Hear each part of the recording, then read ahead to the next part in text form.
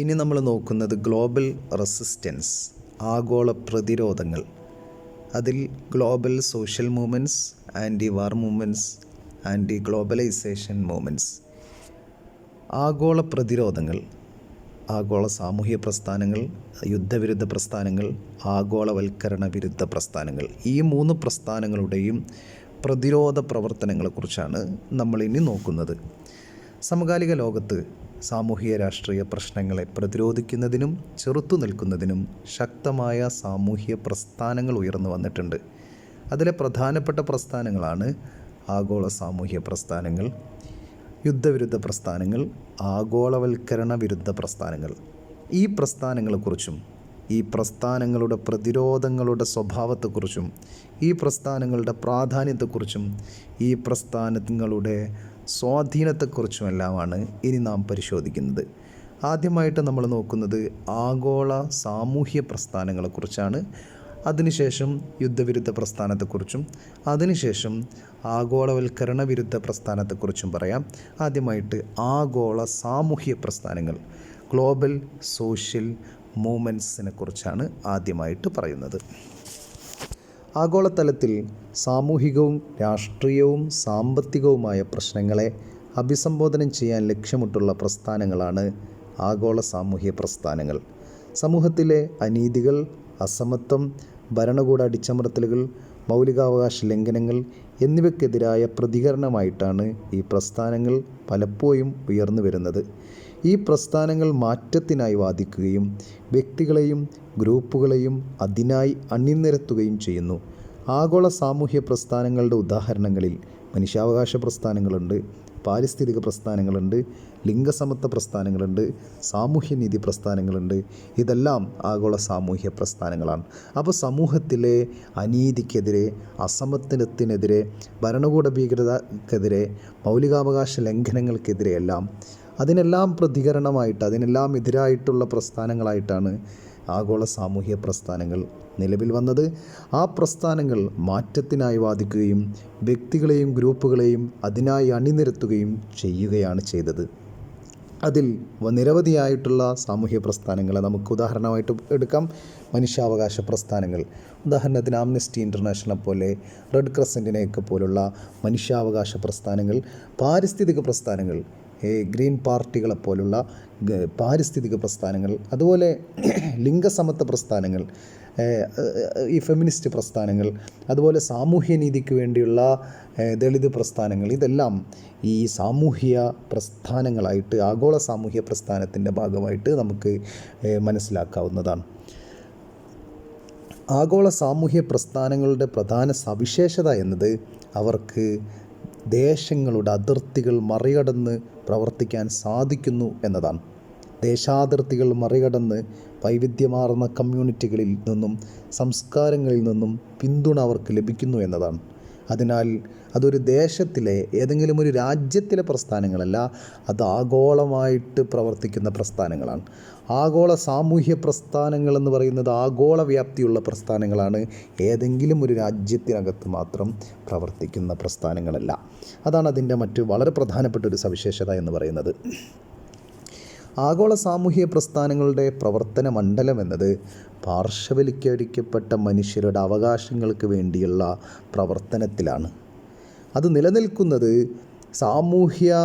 സമൂഹത്തിലെ ഏറ്റവും പാർശ്വവൽക്കരിക്കപ്പെട്ട മനുഷ്യരുടെ അവകാശങ്ങൾക്ക് വേണ്ടിയാണ് അത് പ്രവർത്തിക്കുന്നത്. ആ പ്രസ്ഥാനങ്ങളുടെ പ്രവർത്തന മണ്ഡലം എന്നത് ആ ഒരു പാർശ്വവൽക്കരിക്കപ്പെട്ട മനുഷ്യരുടെ അവകാശങ്ങൾക്ക് വേണ്ടിയാണ്.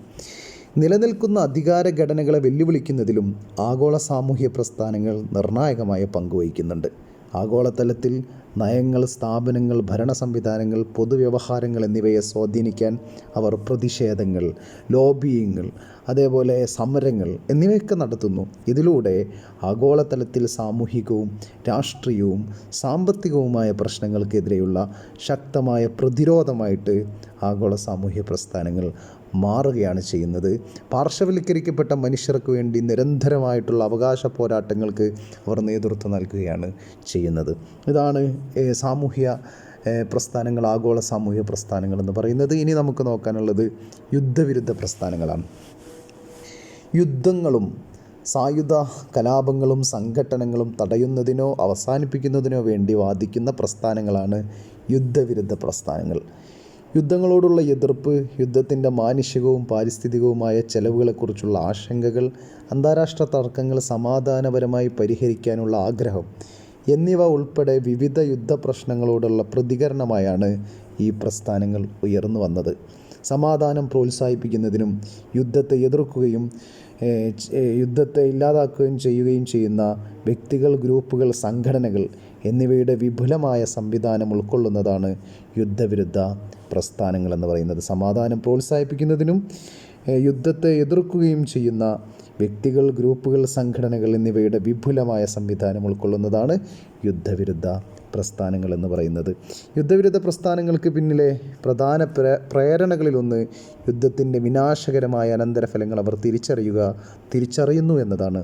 ഈ അനന്തരഫലങ്ങളിൽ ജീവഹാനികൾ, മനുഷ്യരുടെ ജീവൻ ഹനിക്കപ്പെടുന്നത്, അതേപോലെ ജനസംഖ്യയുടെ സ്ഥാനചലനം, അടിസ്ഥാന സൗകര്യങ്ങളുടെ നാശം, ദീർഘകാല സാമൂഹിക ആഘാതം എന്നിവ ഉൾപ്പെടുന്നു. അപ്പോൾ ഈ അനന്തരഫലങ്ങൾ അവർ കൃത്യമായി തിരിച്ചറിയുന്നു. യുദ്ധവിരുദ്ധ പ്രവർത്തകർ പലപ്പോഴും സിവിലിയൻ ജനസംഖ്യയിൽ, പ്രത്യേകിച്ച് സ്ത്രീകളിൽ, കുട്ടികൾ, പാർശ്വവൽക്കരിക്കപ്പെട്ട സമൂഹങ്ങൾ തുടങ്ങിയ ദുർബല വിഭാഗങ്ങളിൽ യുദ്ധത്തിൻ്റെ ആഘാതത്തെ അവർ ഉയർത്തിക്കാട്ടുന്നു. അപ്പോൾ യുദ്ധവിരുദ്ധ പ്രവർത്തകർ, യുദ്ധവിരുദ്ധ പ്രസ്ഥാനങ്ങൾ ഈ ദുർബലരായ മനുഷ്യരുടെ പ്രശ്നങ്ങളെ ഉയർത്തി കാണിക്കുന്നു. യുദ്ധം കൊണ്ട് അവർക്കുണ്ടാവുന്ന പീഡനങ്ങൾ അവർ ഉയർത്തി കാണിക്കുന്നു. യുദ്ധവിരുദ്ധ പ്രസ്ഥാനങ്ങൾ അവരുടെ ലക്ഷ്യങ്ങൾ മുന്നോട്ട് കൊണ്ടുപോകാൻ വൈവിധ്യമാർന്ന സമരമാർഗങ്ങൾ പ്രയോഗിക്കുന്നു. പൊതുപ്രകടനങ്ങൾ, പ്രതിഷേധങ്ങൾ, ലോബിയിങ്, അതേപോലെ ക്യാമ്പയിനുകൾ, സമരങ്ങൾ എന്നിവയൊക്കെ അവർ പ്രവർത്തിപ്പിക്കുന്നു. അങ്ങനെ വളരെ പ്രധാനപ്പെട്ട സമരമാർഗങ്ങളിലൂടെ യുദ്ധവിരുദ്ധ പ്രസ്ഥാനങ്ങൾ മുന്നോട്ട് പോകുന്നു. വയറ്റ്നാം യുദ്ധം, ഇറാഖ് യുദ്ധം, മിഡിൽ ഈസ്റ്റിലെ സംഘർഷങ്ങൾ തുടങ്ങിയ പ്രത്യേക സംഘട്ടനങ്ങൾക്ക് മറുപടിയായി യുദ്ധവിരുദ്ധ പ്രസ്ഥാനങ്ങൾ ഉയർന്നു വന്നിരുന്നു. അതോടെ സമാധാനപരമായ പരിഹാരങ്ങൾ പിന്തുടരാൻ ഗവൺമെൻറ്റുകളെയും അന്തർദേശീയ സ്ഥാപനങ്ങളെയും സമ്മർദ്ദത്തിലാക്കാൻ യുദ്ധവിരുദ്ധ പ്രസ്ഥാനങ്ങളിലൂടെ സാധിച്ചിട്ടുണ്ട്. ഏതായാലും യുദ്ധവിരുദ്ധ പ്രസ്ഥാനങ്ങൾ സമാധാനത്തെയും സുരക്ഷയെയും കുറിച്ചുള്ള ആഗോള വ്യവഹാരത്തിൽ സുപ്രധാന ശബ്ദമായി തുടരുന്നു. അവർ യുദ്ധത്തിൻ്റെ മാനുഷിക ചെലവുകളെക്കുറിച്ച് നമ്മെ ഓർമ്മിപ്പിക്കുന്നു. സംഘർഷ പരിഹാരത്തിനുള്ള ബദൽ സമീപനങ്ങൾക്കായി വാദിക്കുന്നു. കൂടുതൽ സമാധാനപൂർണ്ണമായ ഒരു ലോകത്തേക്ക് അവർ പ്രചോദിപ്പിക്കുന്നു. അപ്പോൾ ലോകത്ത് യുദ്ധങ്ങളില്ലാതെ സമാധാനപരമായ ലോകക്രമത്തിന് വേണ്ടി നിരന്തരമായിട്ട് വാദിക്കുകയും പ്രവർത്തിക്കുകയും ചെയ്യുന്നവരാണ് യുദ്ധവിരുദ്ധ പ്രസ്ഥാനങ്ങളെന്ന് പറയുന്നത്. ഇനി നമുക്ക് ആഗോളവൽക്കരണ വിരുദ്ധ പ്രസ്ഥാനങ്ങളാണ്. ആഗോളവൽക്കരണത്തിൻ്റെ ചൂഷണ പ്രവർത്തനങ്ങൾക്കെതിരെ ഉയർന്നു വന്ന പ്രതികരണമാണ് ആഗോളവൽക്കരണ വിരുദ്ധ പ്രസ്ഥാനങ്ങൾ. ആഗോളവൽക്കരണം കോർപ്പറേറ്റ് താൽപ്പര്യങ്ങൾക്കാണ് മുൻഗണന നൽകുന്നത്. അത് ജനങ്ങൾക്കിടയിൽ മാത്രമല്ല രാജ്യങ്ങൾക്കിടയിലും അസമത്വങ്ങൾ വർദ്ധിപ്പിക്കുന്നു. സമ്പത്തും അധികാരവും ചുരുക്കം ചിലരുടെ കൈകളിൽ കേന്ദ്രീകരിക്കുന്നതിന് കാരണമാകുന്നു. ദുർബലരായ ജനങ്ങളെ പാർശ്വവൽക്കരിക്കുകയും ചൂഷണം ചെയ്യുകയും ചെയ്യുന്നു എന്നാണ് ആഗോളവിരുദ്ധ പ്രസ്ഥാനം പറയുന്നത്. കാരണം ആഗോളവൽക്കരണം കൊണ്ട് മുതലാളിമാർ കൂടുതൽ മുതലാളിമാരാവുകയും പാവപ്പെട്ടവൻ വീണ്ടും വീണ്ടും പാവപ്പെട്ടവനാവുകയും ചെയ്യുന്ന ഒരു പ്രവർത്തനം നടക്കുന്നു. അത് പാർശ്വവൽക്കരിക്കപ്പെട്ട ജനങ്ങളെ കൂടുതൽ പുറന്തള്ളുന്നു. അതേപോലെ ഈ വളരെ മൂന്നാം ലോക രാജ്യങ്ങളെ അവർ വീണ്ടും വീണ്ടും പിന്നോട്ടടിപ്പിക്കുകയും ചെയ്യുന്നു. ഇതൊരു അസമത്വത്തിൻ്റെ ഒരു സംവിധാനമാണ്. ആഗോളവൽക്കരണം എന്നത് അസമത്വമാണ് കൂടുതൽ സൃഷ്ടിച്ചത് എന്ന് ഇവർ പറയുന്നു. മാത്രമല്ല വനനശീകരണം, മലിനീകരണം, കാലാവസ്ഥ വ്യതിയാനം തുടങ്ങിയ അനിയന്ത്രിതമായ പാരിസ്ഥിതിക പ്രശ്നങ്ങളും ഈ ആഗോളവൽക്കരണത്തിൻ്റെ ഭാഗമായിട്ടുണ്ടായി എന്നിവർ പറയുന്നു. പാരിസ്ഥിതിക സംരക്ഷണത്തിനും സാമൂഹ്യനീതിക്കും മുൻഗണന നൽകുന്ന സാമ്പത്തിക വികസനത്തിന് കൂടുതൽ സുസ്ഥിരവും തുല്യവുമായ സമീപനങ്ങളാണ് അവർ ആവശ്യപ്പെടുന്നത്. അല്ലാതെ ഈ ആഗോളവൽക്കരണത്തിൻ്റെ മുതലാളിത്തത്തിൻ്റെ തന്ത്രത്തിൽ നിന്ന് അവർ മാറ്റാൻ വേണ്ടി പുതിയ ലോക സാമ്പത്തിക ക്രമത്തെക്കുറിച്ച് അവർ വാദിക്കുന്നു. അന്താരാഷ്ട്ര നാണയനിധി, വേൾഡ് ബാങ്ക് പോലുള്ള അന്താരാഷ്ട്ര ധനകാര്യ സ്ഥാപനങ്ങൾ, ലോക വ്യാപാര സംഘടന പോലുള്ള വ്യാപാര കരാറുകൾ, ലാഭത്തിന് മുൻഗണന നൽകുന്ന ബഹുരാഷ്ട്ര കോർപ്പറേഷനുകൾ എന്നിവയുടെ പ്രവർത്തനങ്ങളെ നിയന്ത്രിക്കാൻ, എല്ലാ സാമ്പത്തിക സംവിധാനങ്ങളെയും മുതലാളിത്തം നിയന്ത്രിക്കുന്ന ഈ ലോകത്തെ സാമ്പത്തിക സംവിധാനങ്ങളെ മുഴുവനും നിയന്ത്രിക്കാൻ ഇവർ ആവശ്യപ്പെടുന്നു. ഈ പ്രസ്ഥാനങ്ങൾ പ്രതിഷേധങ്ങളും ക്യാമ്പയിനുകളും ബദൽ മാർഗങ്ങളൊക്കെ മുന്നോട്ട് വെച്ച് സമരപോരാട്ടങ്ങൾക്ക് നേതൃത്വം നൽകുന്നു. ന്യായമായ വ്യാപാരം, വികസ്വര രാജ്യങ്ങൾക്കുള്ള കടാശ്വാസം, തൊഴിലവകാശങ്ങൾ, പാരിസ്ഥിതിക സംരക്ഷണം, സാംസ്കാരിക വൈവിധ്യം, ആഗോള സ്ഥാപനങ്ങളുടെ ജനാധിപത്യവൽക്കരണം എന്നിവ ഇവർ പ്രധാനമായിട്ടും ഉയർത്തിപ്പിടിക്കുന്നു. ഈ ആവശ്യങ്ങൾ അവർ ഉയർത്തിപ്പിടിക്കുന്നു.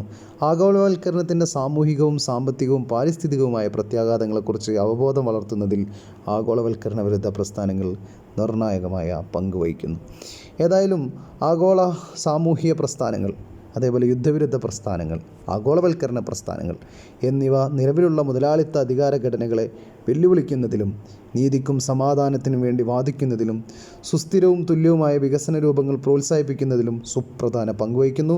കൂടുതൽ നീതിയുക്തവും സമാധാനപരവും സുസ്ഥിരവുമായ ഒരു ലോകത്തിനായി പരിശ്രമിക്കുന്ന വൈവിധ്യമാർന്ന സമൂഹങ്ങളുടെയും വ്യക്തികളുടെയും അഭിലാഷങ്ങൾ അടങ്ങുന്ന പ്രസ്ഥാനങ്ങളാണ് ഈ സാമൂഹ്യ പ്രസ്ഥാനങ്ങൾ എന്ന് പറയുന്നത്. കൂടുതൽ മാനുഷികമായ ഒരു ആഗോള സമൂഹത്തെ രൂപപ്പെടുത്തുന്നതിൽ വലിയ സംഭാവന നൽകാൻ അവർക്ക് സാധിക്കുന്നുണ്ട് എന്നതാണ് ഈ പ്രസ്ഥാനങ്ങളുടെ പ്രത്യേകതയായിട്ട് നമുക്ക് പറയാനുള്ളത്.